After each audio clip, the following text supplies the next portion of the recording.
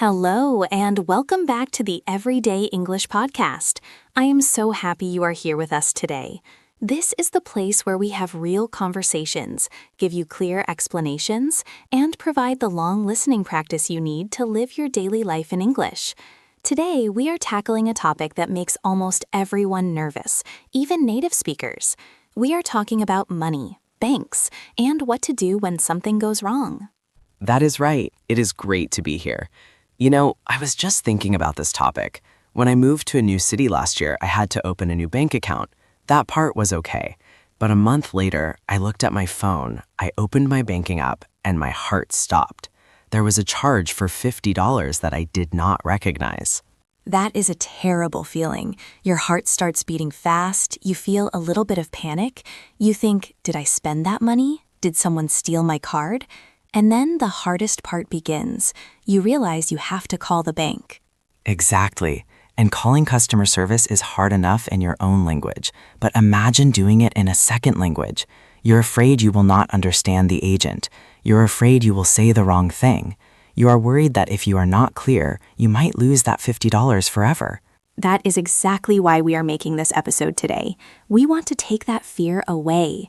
By the end of this hour, you will have a complete script in your head. You will know exactly what words to use to be polite but firm. You will understand the difference between being rude and being assertive. And most importantly, you will know how to get your money back without a fight.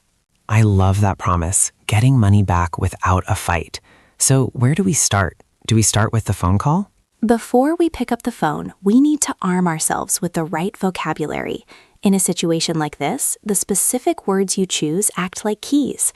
If you use the wrong key, the door stays locked. The bank agent might get defensive or unhelpful. If you use the right key, the door opens and they want to help you.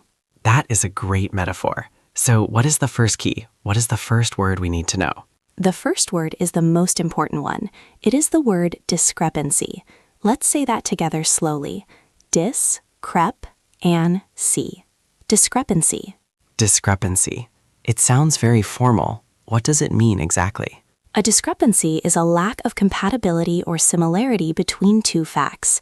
In the context of banking, it means there is a difference between what you expected to see and what is actually there. For example, you expected your balance to be $100, but it is only $50. That is a discrepancy. Why do we use this big word? Why can't I just call the bank and say, you made a mistake? That is a really important question.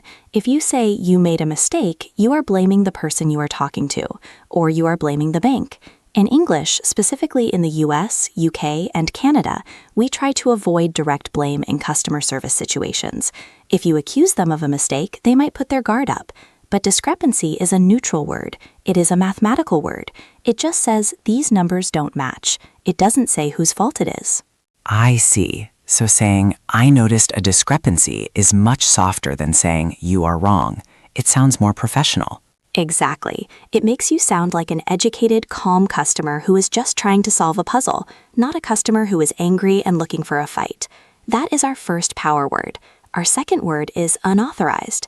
Unauthorized. This one seems a bit clearer. Author is like authority or permission. So unauthorized means without permission? Perfect. An unauthorized charge is a transaction that you did not make and did not approve. This is the specific legal term banks use for fraud or stolen cards.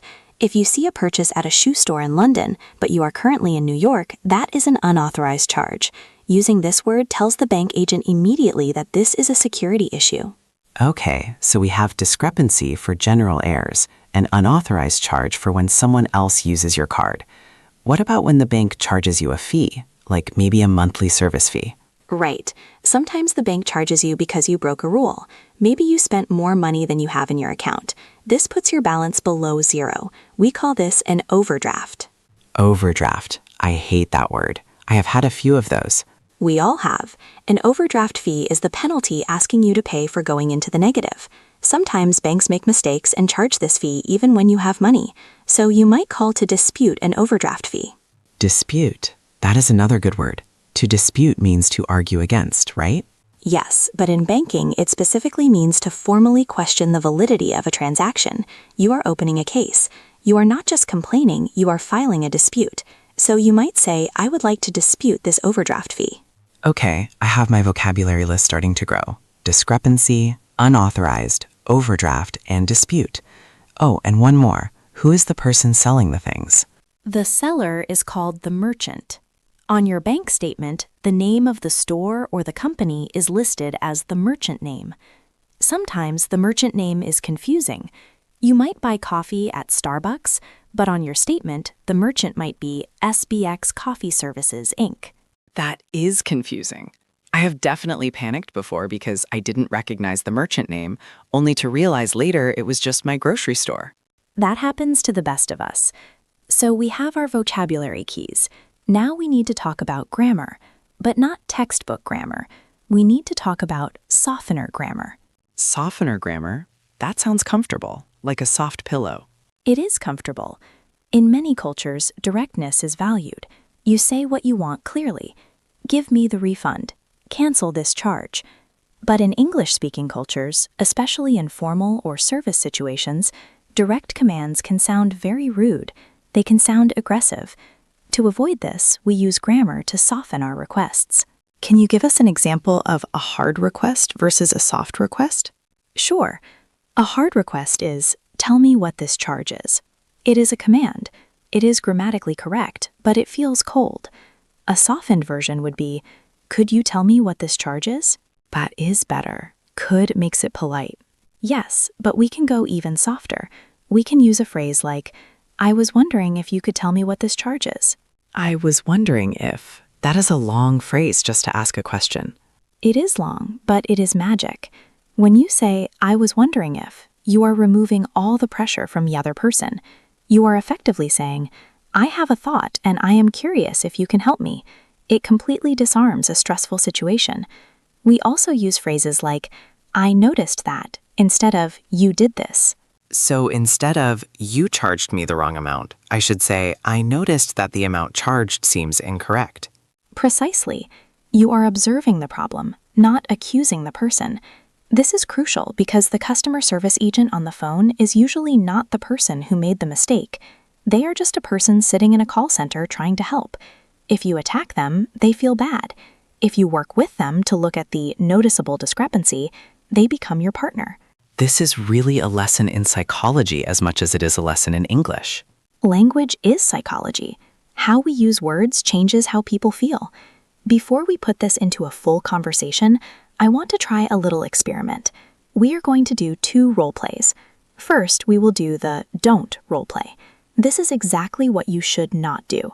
I want you, speaker 2, to be the customer. You are angry. You lost $50. You are calling me, the bank agent.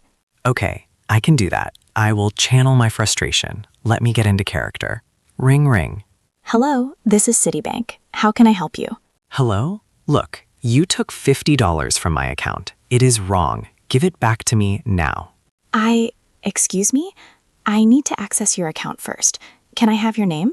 My name is Mark. Why did you take my money? It is a mistake. I did not buy anything yesterday. You have terrible security. I want my money. Okay, stop. Let's pause there. Whoa, how did that feel to you? Honestly, it felt powerful to say what I wanted, but I could hear your voice getting tight. You sounded stressed immediately. I did feel stressed. I felt attacked. You used phrases like, you took my money, and give it back. My natural reaction as a human being is to defend myself, not to help you. And notice you didn't even give me your account details before you started demanding things. Right. I was too focused on the problem and not on the process. Now let's try the do role play. This is the model conversation. I want everyone listening to close their eyes and listen to the tone, the speed, and the specific phrases speaker 2 uses this time. He is going to use the vocabulary and the softeners we just discussed. Okay, resetting. Deep breath. I am calm. I am a detective solving a mystery, not a victim fighting a war. Ring, ring. Hello, this is Citibank. How can I help you today? Hi there. I was wondering if you could help me with a transaction on my account. I noticed a small discrepancy on my statement this morning. I can certainly look into that for you. May I have your full name and account number, please? Sure, it is Mark Miller, account number 55443322. Thank you, Mark. I have your account open. Which transaction are you referring to? It is the charge from yesterday for $50. The merchant is listed as Tech Solutions. I don't recognize this merchant, and I believe this might be an unauthorized charge. I see. Let me check the details. It looks like Tech Solutions is the parent company for Best Internet. Do you have an internet subscription with them? Oh, yes, I do. But my bill is usually only $40. I was wondering why it is $50 this month. Let me click into the details. It appears there was a one-time modem rental fee of $10 added to this month's bill. Ah, I see. I wasn't aware of that fee. Thank you for clarifying. Since I already own my modem, do you think it would be possible to dispute that specific $10 fee? If you own the modem, that fee should definitely not be there. I can file a dispute for the $10 difference, or you can contact the merchant directly. If you could file it from your end, that would be wonderful. Thank you so much for your help. And scene. Great job. That was night and day. That was completely different. It felt different. I felt more in control. Even though I was being polite, I was actually guiding the conversation. Yes, politeness is control. Let's break down what you did. First, you opened with, "I was wondering if you could help me." Immediately, I knew you were a reasonable person. And then I used the magic word. I noticed a small discrepancy. Yes, and notice you said small discrepancy. Even if it is $1 million, calling it small or just a discrepancy keeps the temperature low. Then you clearly identified the problem. I don't recognize this merchant. You gave facts, not emotions. And when you explained it was my internet bill, I didn't get embarrassed. I pivoted. I asked about the price difference. And that was my favorite part. You used a negative question strategy perfectly. You said, "I was wondering why it is $50. And then later, "Do you think it would be possible to dispute that fee?" You didn't say, "Cancel the fee." You asked if it was possible. And usually, if you ask a service person if something is possible, they want to say yes. It is their job to make things possible. Exactly. This is the script our listeners should memorize. But before we get to the memorizing part, we need to train your ears. In the role play we just did, I was speaking quite slowly and clearly. But in real life, bank tellers speak fast. They use scripts, they have background noise. That is the scary part. You practice your lines, but then they say something back to you at 100 miles per hour and you freeze. So let's practice that. We are going to do a listening simulation. I am going to play the role of a busy bank agent. I will explain a refund process to you. I will speak at a natural, native speed, maybe a little fast. Okay, what should our listeners be listening for? I want you to listen for 3 specific pieces of information. Number 1, how long will the refund take? Number 2, will the money go to the checking account or the savings account? And number 3, is there a reference number? Get a pen and paper if you can. Are you ready? I am ready. Let's do it. Okay, here goes. All right, I've gone ahead and processed that dispute for you. Since it's a merchant error, we've issued a provisional credit for the full amount. You should see that reflected in your checking balance within 3 to 5 business days, though it usually shows up sooner. I've also sent a confirmation email with your case number, which is TX99. Just keep an eye on your statement, and if it's not there by next Tuesday, give us a call back. Whoa, that was fast and lots of information. It was. Let's play it one more time, just a little bit slower, but still natural. Listen for the days, the account type, and the case number. All right, I've gone ahead and processed that dispute for you. Since it's a merchant error, we've issued a provisional credit for the full amount.